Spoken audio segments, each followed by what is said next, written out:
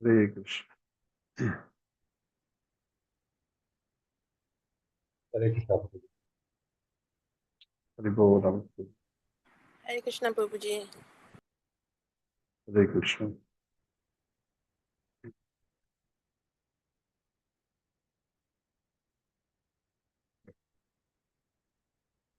Start.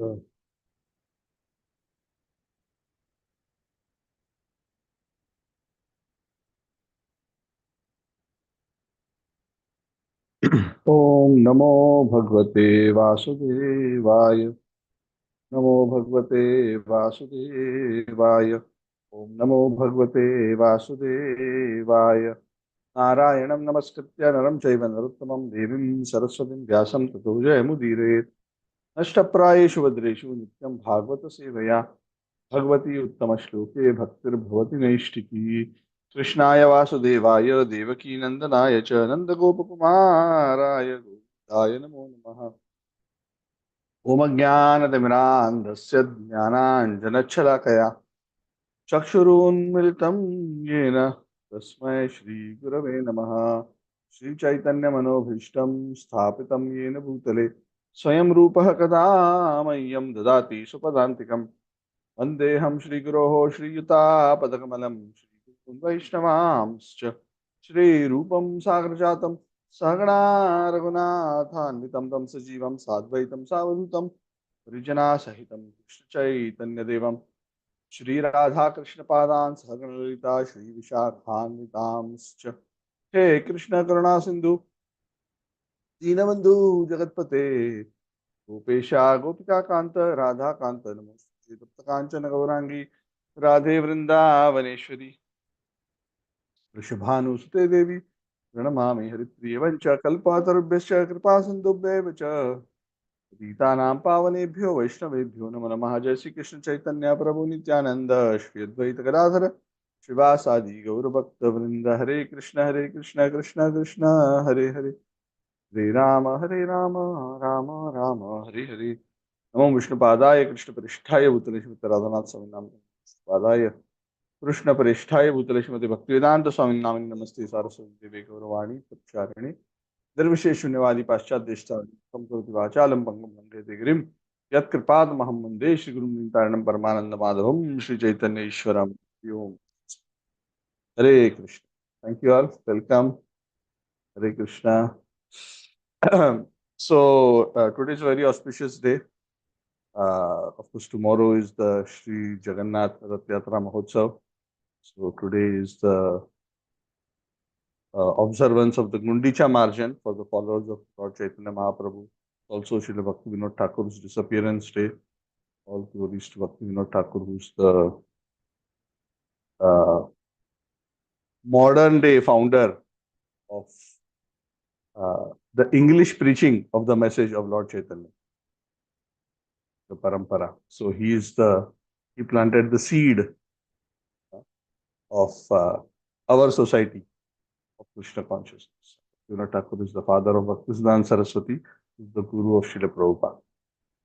So in our altar, for those who are relatively new, we have our guru Prabhupada, Bhaktisiddhanta, Gaur Kishore Das Babaji Maharaj, and then Bhakti Vinod Thakur, and then Jagannath Das Babaji. This is our parampara. But English preaching, the preaching of the message of Lord Chaitanya began Srila Bhakti Vinod Thakur. Namo Bhakti Vinodaya Satchidananda Namine Gaura Shakti Surupaya Upanugavaraya. So let us all uh, meditate on his lotus feet and express our gratitude. Srila Bhakti Vinod Thakur, who envisioned Krishna consciousness movement the way it is today, inspired by Lord Chaitanya Mahaprabhu, who is an eternal associate of the Lord. He prayed to the Lord to send an empowered soul as a child, and Srila Bhakti Siddhanta Saraswati was born, a ray of Vishnu. Siddhanta Saraswati founded the Gaudiya Math, then he inspired our Srila Prabhupada. So the seed was sown by Vinod Thakur. He wrote the first books in English on Krishna consciousness. In fact, In 1896, the first English book on Lord Chaitanya's life, the life and precepts of Lord Chaitanya, was sent to, I think, McGill University or some university in the West, to be placed in the library. And 1896 happened to be the year of Srila Prabhupada's appearance. So very prophetic in that way. And he envisioned, he said, the day is not too far when people from all over the world will come to Navadvip Dham, Mayapur, and dance together. British, the Americans, the Germans, the Chinese, the Japanese, the Africans, everybody from all over will come, dance together, Mayapur saying, Jai Sachinandan. So he envisioned and saw all this. So these are all great empowered souls who further the mission of Lord Chaitanya.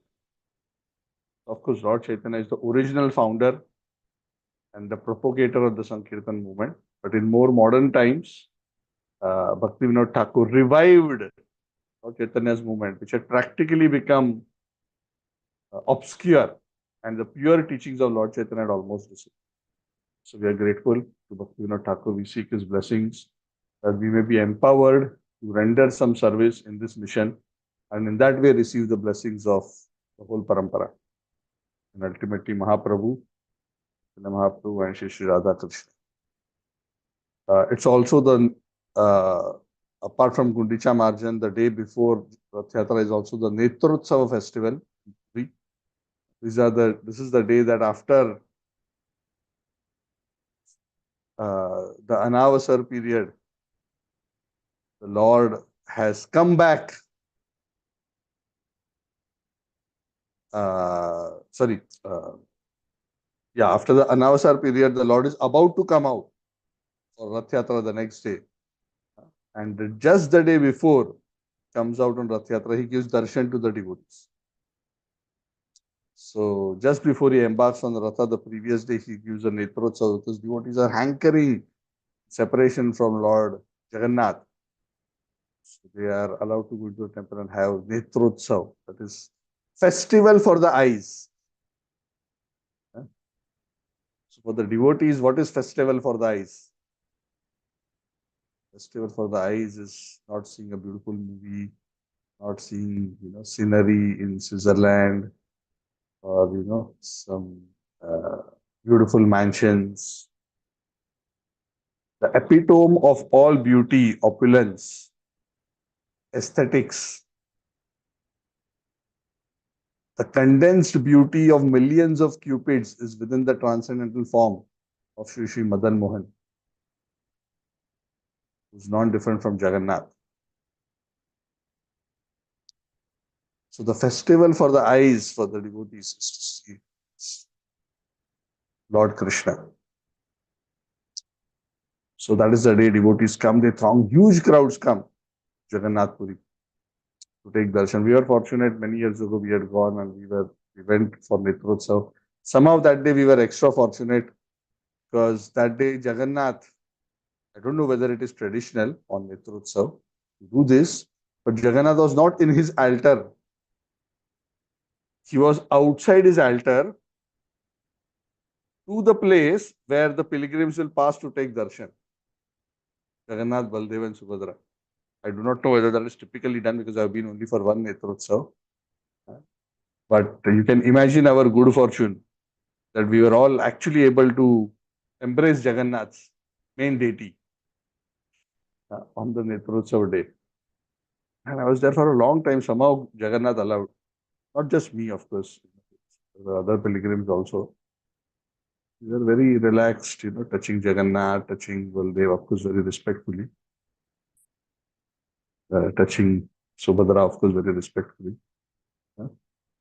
So it was a very wonderful moment. So that is the Netrotsav day. So even though I didn't get a chance to go on the Rath and embrace Jagannath, I got on the Netrotsav day, the day before, to get the transcendental good fortune of myself and my whole family and many other devotees. We had gone, quite a few of us that time. So that was very, very special. Somehow Jagannath is very kind. He allowed us that special good fortune. So that's the Netrotsav festival. And then the next day, the Lord comes out and gives his darshan on the Rath Yatra. So just wanted to say a few things on this because of the specialty. So tomorrow is Rath Yatra in Puri, and also wherever there's Jagannath temples in ISKCON, Rath Yatra festival is celebrated in Kuala Lumpur. We have a celebration tomorrow evening. So those who are in and around Kuala Lumpur, please join. It's nice to bring some Naivedya. We discussed recently about how on the Ratha tradition to offer various bhogas to the Lord, especially at Balagandi. We discussed quite a bit of detail.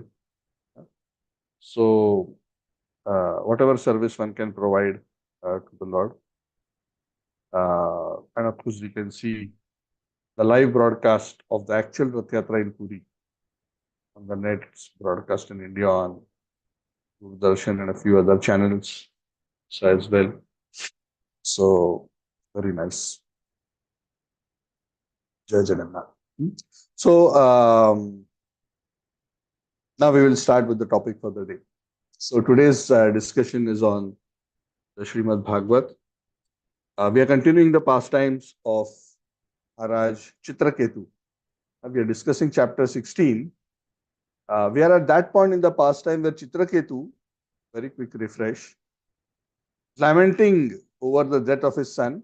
First of all, aspiring for a son with great difficulty, getting one, and then losing him very, very soon when he's still a baby, overwhelmed with lamentation. Then there come Narad Muni and Parvat Muni. They instruct him, and they instruct him, and then they talk to the child, and they bring the child back, and the child says, "Oh, which father, which mother? I am just roaming around.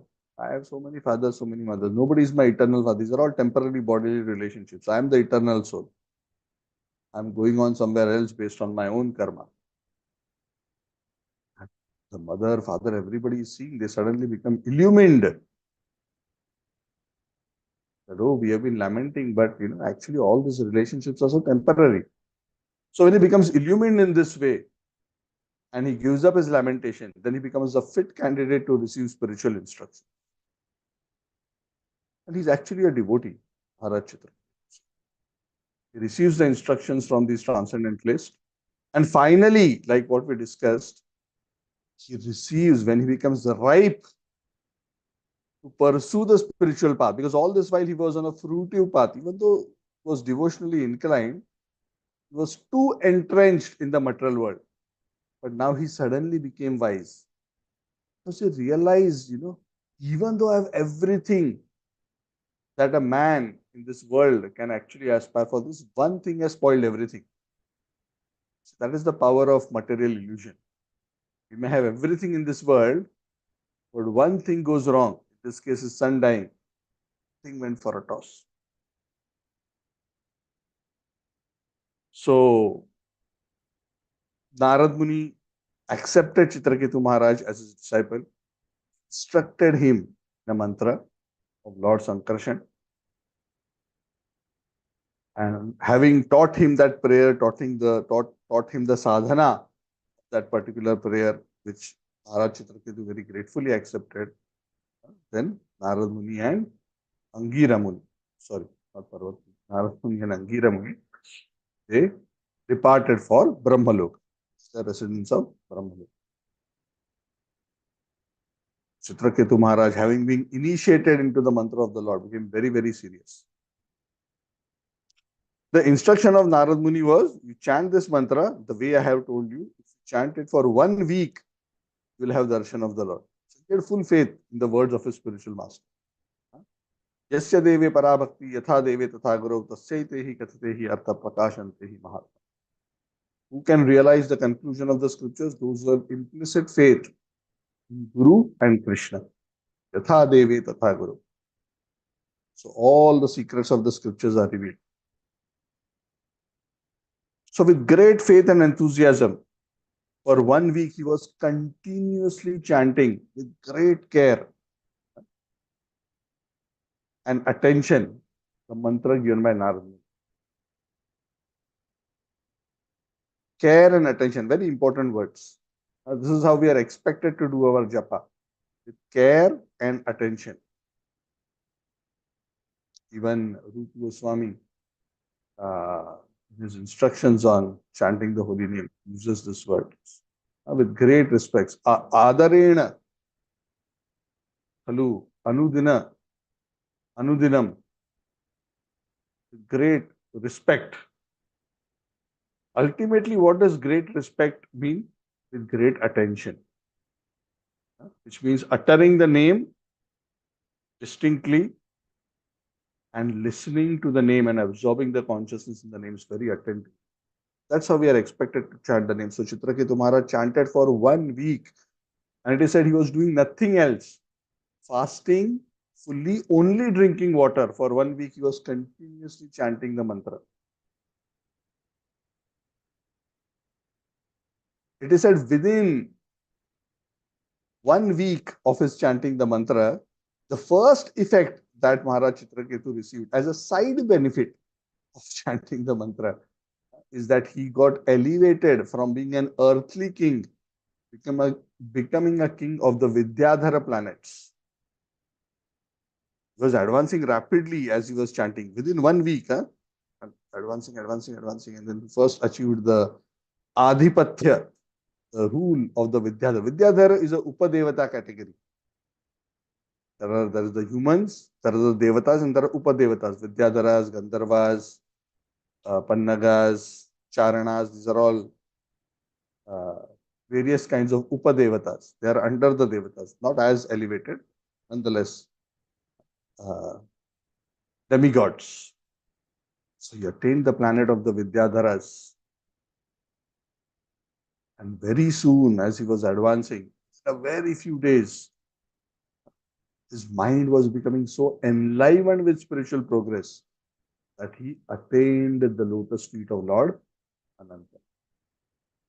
And when he achieved the desired result, the result which Narad Muni had promised him, chanting this mantra, he finally received the darshan, attained the lotus feet of the Lord, and he received the darshan.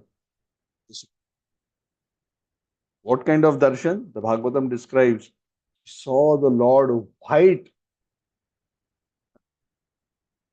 as the white fibers of a lotus flower. This is Lord Ananta Sankarshan.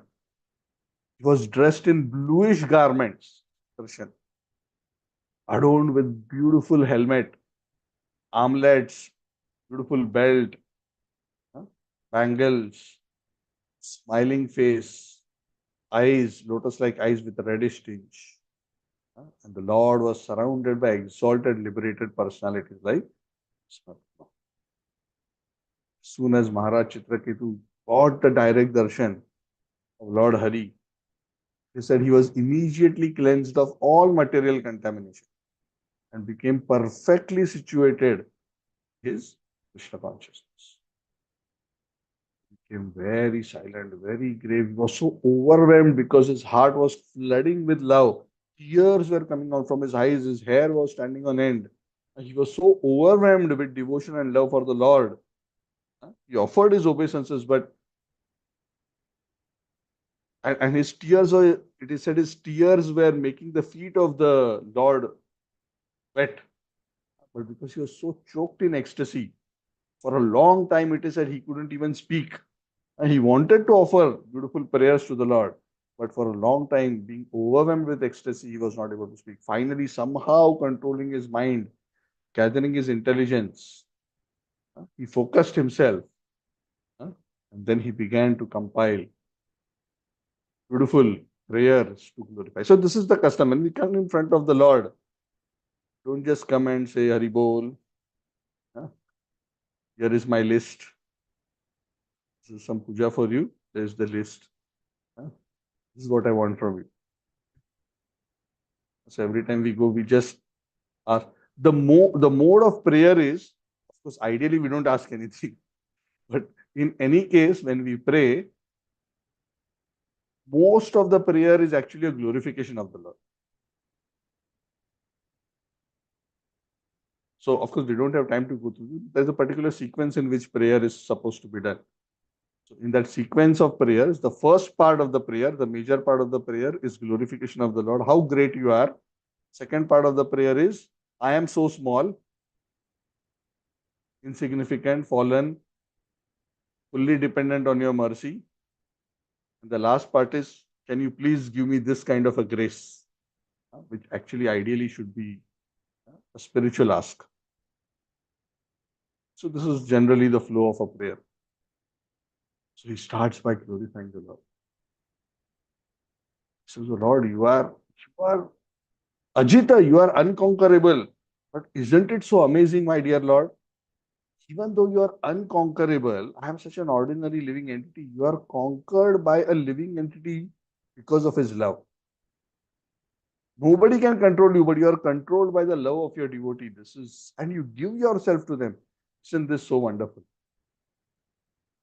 You have control over everything.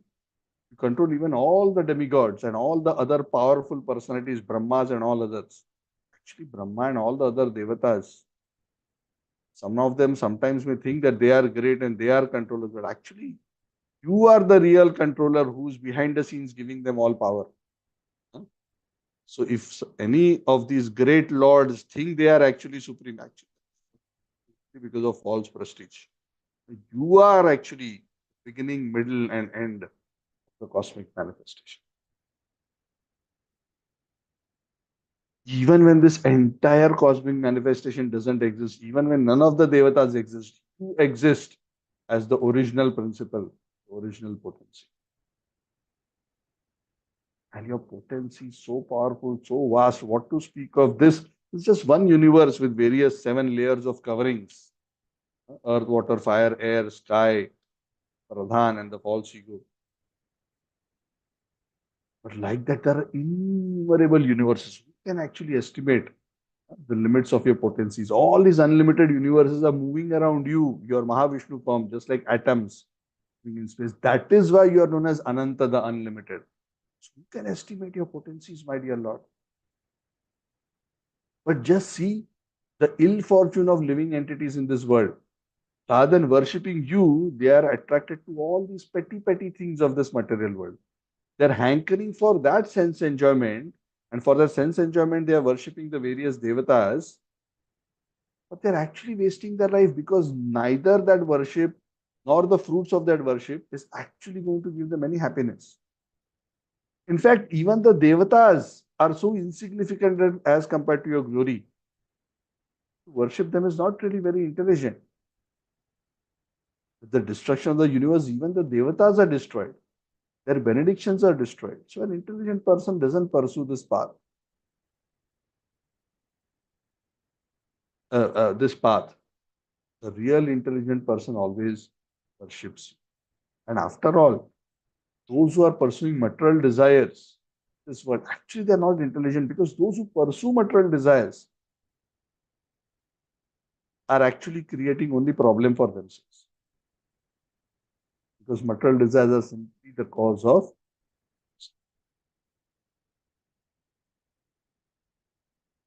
But when a living entity becomes fortunate to get transcendental knowledge about you, you who are beyond all material qualities, they become free from all these sufferings. That is the way.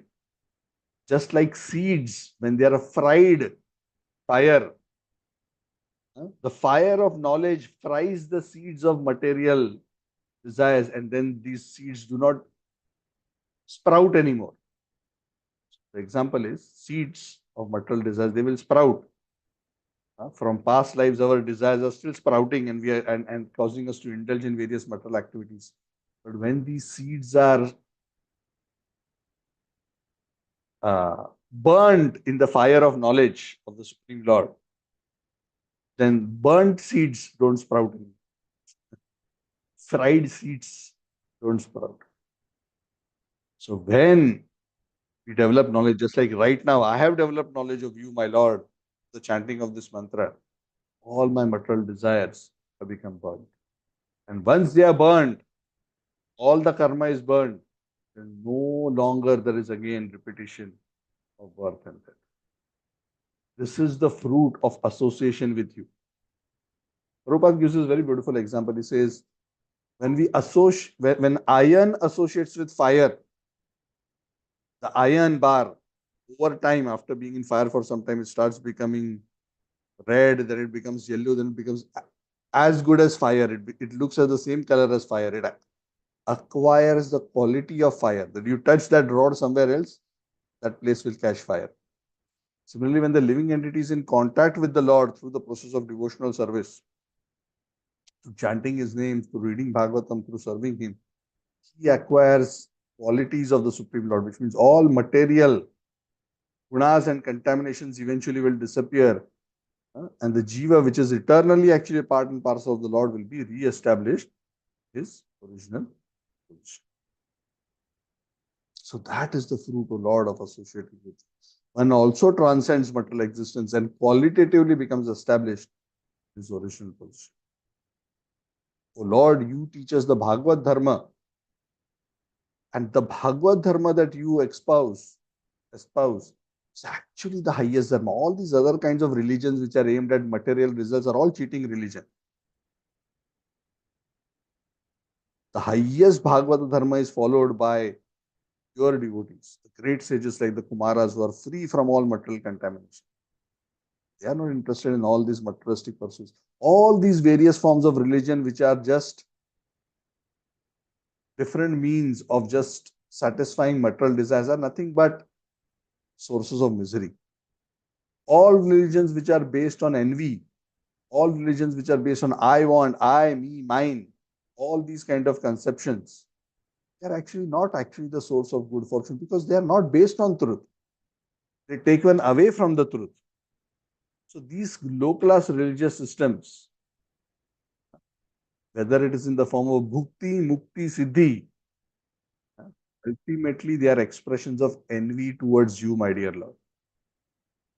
And because they are ultimately rooted in envy towards you, they are not actually truly religion.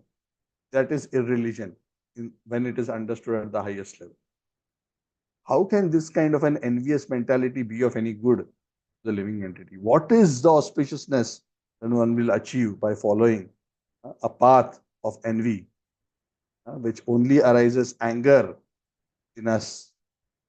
So what he's talking about is that when a person uses religion as a means to improve his material condition, then it is nothing but an expression of greed and envy. Envy, why? Because oh, he doesn't have, I want, I, me, mine, that whole concept comes. And Chitraketu Maharaj emphasizes ultimately religion means Bhagavad Dharma. And what is Bhagavad Dharma? Savai pumsam paro dharmo yato bhaktir adhokshaje ahituki apratihata yatma sukhas. Only that religion will truly satisfy the self, which is fully free from envy, which ultimately results in unmotivated, uninterrupted service to the Supreme Lord. When our devotee, through advancement in Krishna consciousness, attains that kind of spiritual realization, he understands himself as part and parcel of the Lord. He understands everybody else as also uh, manifestations of different energies of the Lord. And he considers everything as your part and parcel. And he engages in your full worship.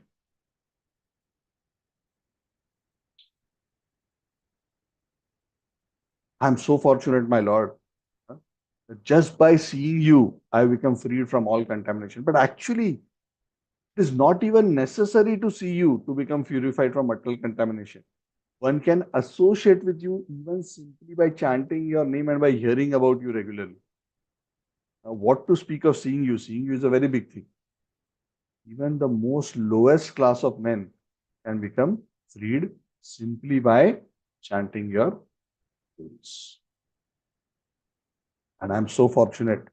Through your darshan and through the process of chanting the mantra that has been given by my spiritual master, the great Narada Muni, I have now become fully purified by the contamination of my sinful karma, the contamination of the materialistic attachment and the lusty desires which were there.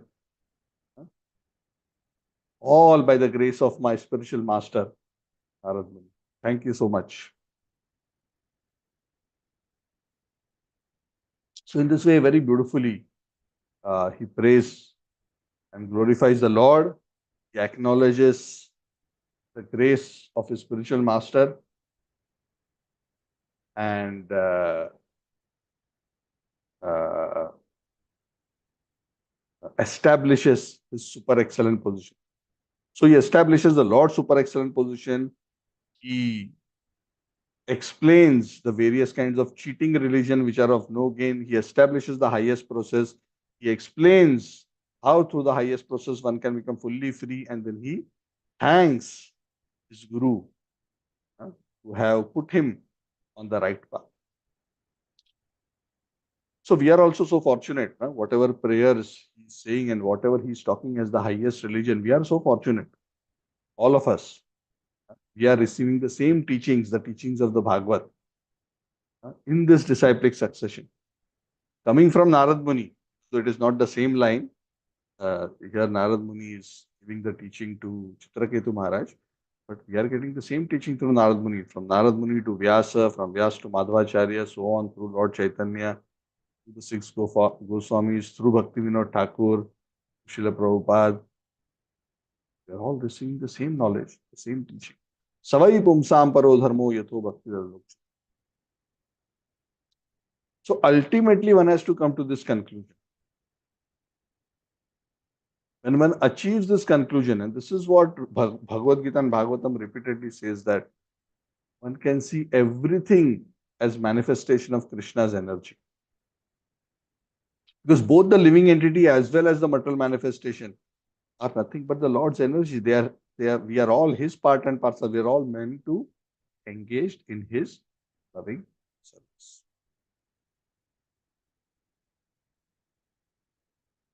See the Lord, all these powers, everything, everybody is simply being orchestrated by you. You are the only boss. Everybody else is the servant. Whatever energy, whatever sensual prowess, whatever anybody has, but your empowerment, you are holding, oh Lord Ananta, you are holding all the universes on your head, your hoods, the head, the hoods. It's like seeds of mustard are resting on you so effortlessly on your thousands of hoods. So very beautifully, Chitraketu Maharaj, very, very choked voice with great love and affection. And the Lord is very, very happy to receive such kind of prayers from his devotees. Just like parents, sometimes when the children with great love appreciate their parents, it is not that the parents want to be glorified, that they are attached or they are in need of glorification.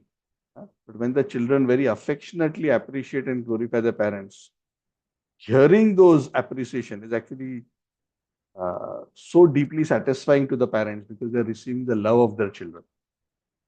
So in the same way, the Lord is so happy to receive these beautiful words of prayers from his devotees.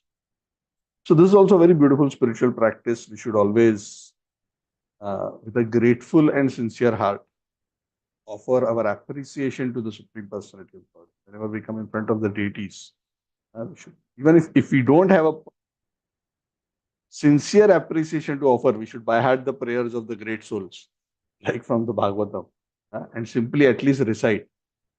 Sometimes we may not even have emotion. The practice of repeating the prayers of great souls, someday that mood will come. That is what the Acharyas recommend. So when Anantadev was glorified like this, Shukadev Goswami says, Lord Ananta became very pleased with the prayers of Chitraketu, who was now the king of the Vidyadharas. And he started speaking. Lord Ananta started speaking.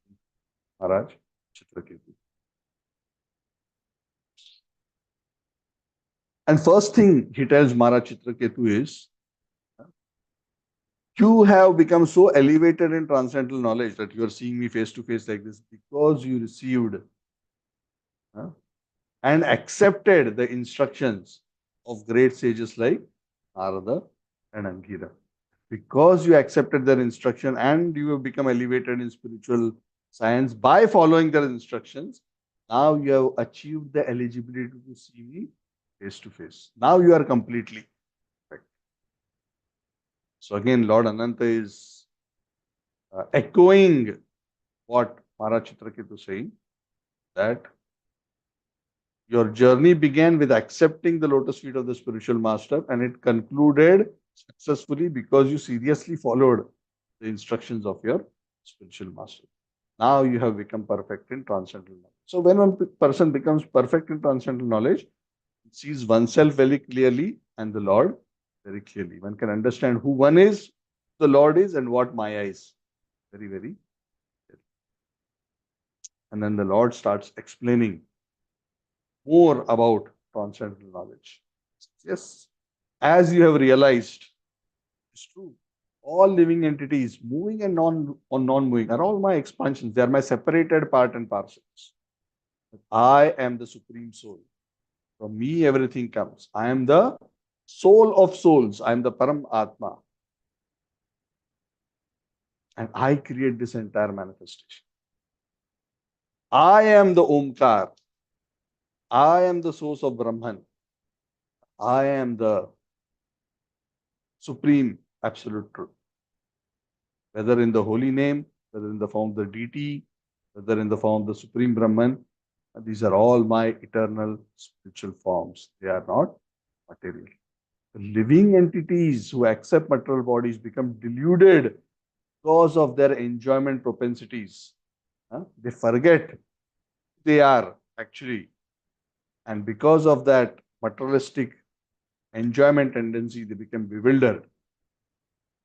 But actually, it is to be understood that both this material energy as well as the jiva are both my energies and both meant for my service. And all the causes and effects of this world are actually created by me only. It is all my potency. Only deluded by false ego, the living entity starts thinking that he is the doer. And then the Lord gives many examples. I'm not going to go through all of them. And net, the Lord is trying to, he's confirming what Chitraketu has prayed. And essentially what the Lord is trying to say through all this is that ultimately there is nothing beyond him. Everything is within him and his. And he reconfirms what Chitraketu Maharaj says, that ultimately the living entity's consciousness achieves perfection when he develops this vision, when he sees that I am in everything and everything is in me. Krishna says the same thing in the Bhagavad Gita, that this is the perfection of spiritual consciousness. To see I am in everything and everything is in. For such a person, I am never lost, nor is he ever lost to. That is the vision. And such a living entity who has developed this kind of a consciousness, who has understood Krishna's position, and his heart is so overwhelmed with the Lord's glories and with so much affection for him, understands and recognizes. His ego changes from I, me, and mine to I am Krishna's. I am Krishna's. I belong to Krishna. I am for his service. And at a more higher level, Krishna is mine. Spiritual ego. That ego which is rooted in service, not mine in an egoistic sense.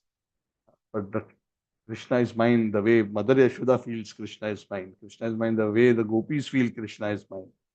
The cowherd boys feel Krishna is mine. That kind of a very intimate, affectionate love where there's a sense of possessiveness. So that is the perfection, Anantadev says. Otherwise, living entities on this material world are simply bewildered, not understanding what is good for them. So one begins his spiritual path, Lord Ananta says, by understanding the Vedic scriptures which actually reveal all this knowledge and by practically following them. A man who's born in a situation where he can learn all this but doesn't make an effort, he's actually wasting his life. or a man who learns this but follows all other kinds of materialistic religions is also wasting his life. Krishna says this in the Bhagavad Gita also in the second chapter. He tells that Arjuna, those who get bewildered by the flowery language of the Vedas, where attaining of heavenly planets, beautiful opulences, nice births, Janma, Aishwarya, Swarga, all these are glorified. They just become entangled in material consciousness and are unable to achieve the real purpose of the Vedas. Because those who become entangled in fruitive activities simply actually achieves the opposite of what he wants. Lord Ananta says. What does that mean? We all engage in activities to become happy. Fruitive activities seem to promise happiness. But Lord Ananta says that when we engage in fruitive activities, rather than giving us happiness, rather than increase happiness and decrease unhappiness, these activities actually give the opposite result. Never diminishes distress. In fact, it causes great unhappiness. So living entities must understand this fact that following the process of cheating religion, by following the process of increasing their sense enjoyment, is not the path to actual auspiciousness. The only way one can actually be auspicious is through following the path of Bhagavad Dharma, by which they can revive their Krishna consciousness and develop loving, affectionate relationship for. Understand that I am the whole, Lord, and you are all part and parcel. There is no higher truth than understanding this qualitative oneness between the Supreme Lord and the Jiva. Paratma Aikyam. That the Atma is a part and parcel. The O Lord, if you the Lord is telling Chitraketu, O Chitraketu, if you understand this conclusion of mine perfectly and remain unattached to material enjoyment and continue with great faith to serving me, you will achieve the highest perfection by attaining me, the spiritual world. So, Lord Ananta, Lord Sankarshan, in this way blessed Maharaj Chitraketu. He reciprocated with the prayers and he gave him blessings and he confirmed and expanded on what Maharaj Chitraketu had spoken. And after that, assuring Maharaj Chitraketu that you will achieve all perfection. At that point, as the Bhagavad itself says, Chitraketu Maharaj attained perfection of spiritual consciousness. He was still in the material world. He was still the king of the Vidyadharas. Attained transcendental consciousness. He practically became a Jivan Mukta. Giving him all blessings and wishing him all auspiciousness. The Supreme Lord, Lord Ananta, is the supreme spiritual master of all living entities. Lord Sankarshan then disappeared as Maharaj was looking at him. So in this way, the chapter concludes. So this is the point in this pastime where Chitraketu Maharaj, from being an ordinary king with material attachments, becomes the king of the Vidyadharas and finally achieves the position of a Mahabhagavad. So at this point in this pastime, Chitraketu Maharaj is not just an ordinary king, he is a pure devotee of the Supreme Lord who has totally become free from all material contamination and achieved the highest transcendental state. He has already become a Mahabhagavad Paramhamsa. He has attained direct face-to-face darshan of the Supreme Personality of God. Okay, so that brings us to the end of the chapter. Any questions, any comments? Hare Krishna, Prabhu. Yes, Prabhu. Haribol. Prabhu, who is Angira Muni, Prabhu? Uh, Angira Muni is also one of the sons of Brahma. okay. He's a great sage. Yes. So that's why both of them are from Brahma Loka. So, uh, yeah, yeah. Angira Muni is also a perfect, uh, very elevated personality. He's also a direct son of Brahma. Okay, Prabhu. The other thing I just wanted to check. So so Gu- Gundicha is usually one day before Radha Yatra, because early on you were telling that before the Lord goes on the Ratha, one day he will come out and give the darshan to everyone is in. So I just wanted to Yeah, yeah. clarify So, that. Gundicha cleaning, of course, the cleaning of the Gundicha temple and was a practice which Chaitanya Mahaprabhu introduced.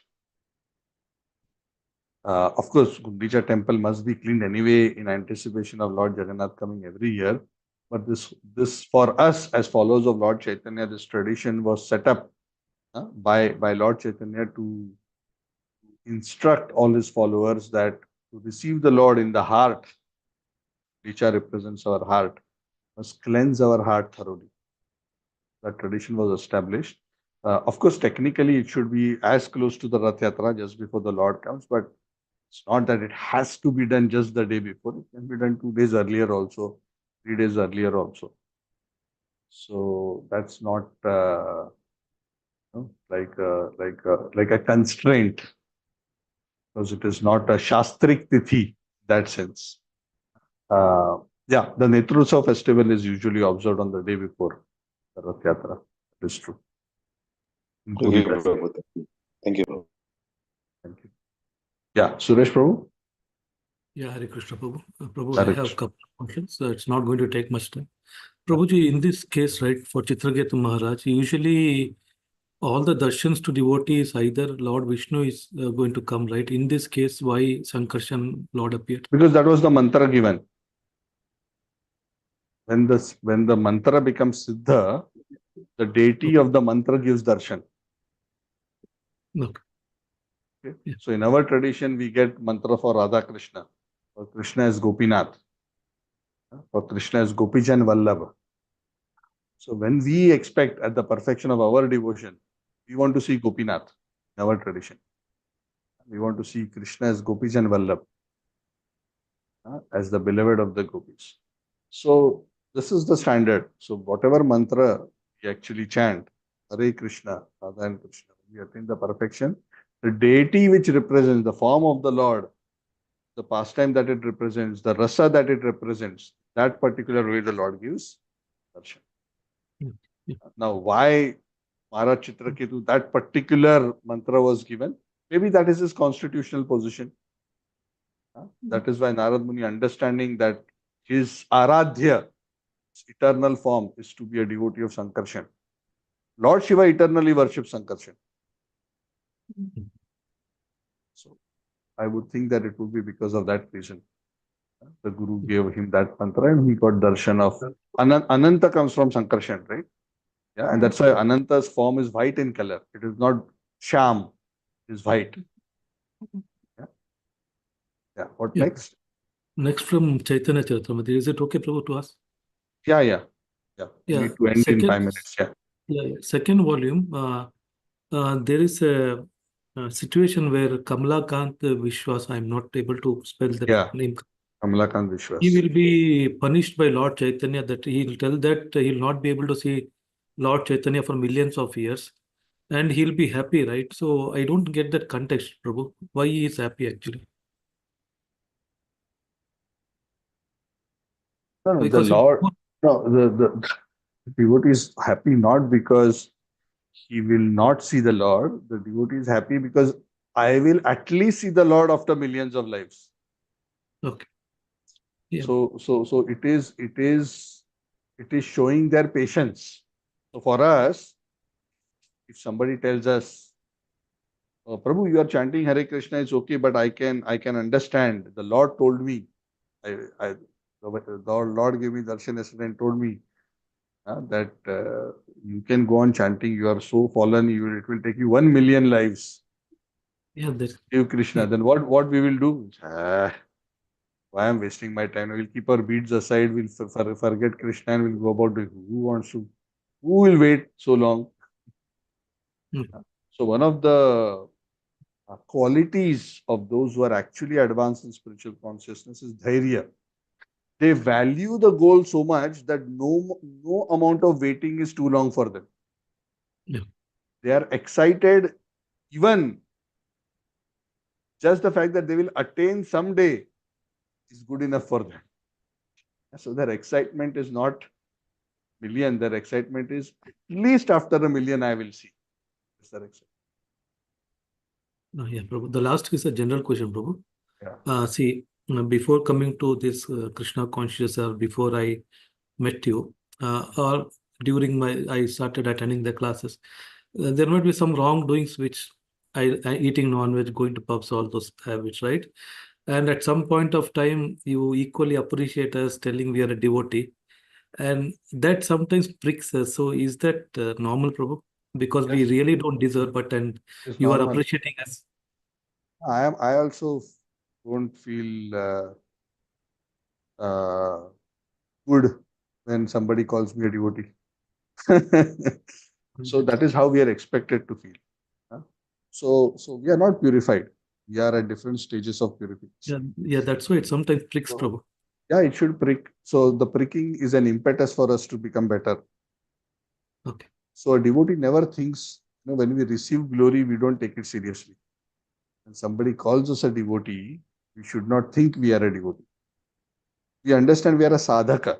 So it's good to think of ourselves as sadhaka. Okay. So sadhaka means practitioner. So we're on the path of purification. Yes, our goal is pure devotional service. We are working towards becoming pure devotees. But we are not of the caliber, most of us are not of the caliber that we can actually say boldly, I am a devotee.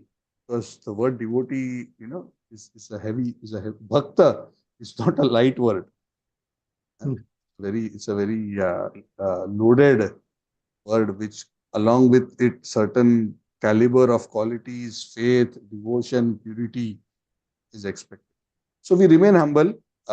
Sometimes, others, newer people, sometimes when we are preaching to people, they may appreciate us, glorify us, and call us. So a sadhaka always, what to speak of a sadhaka, even advanced devotees, will always pass all that glory upwards, the acharyas. We are simply, as representatives of the acharyas, uh, trying to be instruments of compassion in their hands. Ourselves are still very small toddlers in spiritual practice. So if we maintain that consciousness, we will always remain safe and progressive. Yeah, Prabhuji, the reason is even though I don't deserve, still sometimes you praise me that. So It is good for you to think like that. You should always think like that. So it is good. If you are thinking, I do not deserve to be praised, it is very healthy. I also think like that. I never feel, even whatever mercy Krishna gives us. See, even if Krishna were to give us darshan, the way we should think is, I actually was not qualified at all. hmm, Krishna went out of his way, out of his own affection and kindness. He is so merciful that he came before me. I don't know what I have done to deserve this.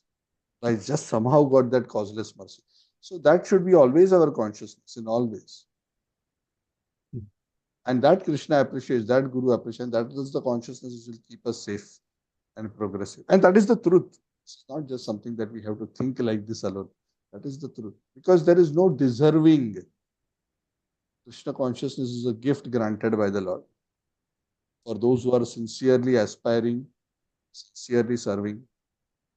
So actually, the truth is we are never truly qualified. yeah. But when we endeavor sincerely, we somehow attract the mercy of Guru and Krishna, and by their blessings, we are given this sacred gift of Krishna consciousness. But no matter how high we are, even the greatest of Paramhamsas, what to speak of sadhakas, greatest of Paramhamsas, think of themselves is very ordinary. Because ultimately, even all spiritual potency, even which is manifested by great, great pure devotees, is ultimately coming from Krishna only. No?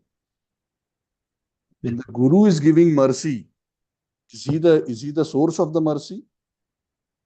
No, the mercy is Krishna's. He is drawing from the reservoir and passing. He is just a transparent via medium. So those who are elevated, those who understand things as they are, always never take the doership mentality, never develop doership mentality, either materially or spiritually. Even when we become preacher and we are making people inspired and becoming, I never, I should not say never, I generally do not think, even when I preach to so many people, even sometimes people may become devotees, maybe hundreds have become devotees somehow. I never think that I made anybody a devotee. I just think that somehow Krishna used me to become an instrument of compassion. And I just feel myself fortunate that the Lord granted me that special blessing, that He allowed me to somehow be the instrument. Anybody else could have become, but He gave that blessing to me. And that is the truth. The more we develop this consciousness, the more we are used as an instrument of the Lord's mercy. You understand? Okay, I have to end now. Okay, is that all? Yeah? Yeah. Important. Thank you all very much. Grantha Srimad Bhagavatam ki, Jai Shri Prabhupada ki, Jai Samaveta Gaura Bhakta. Thank you all.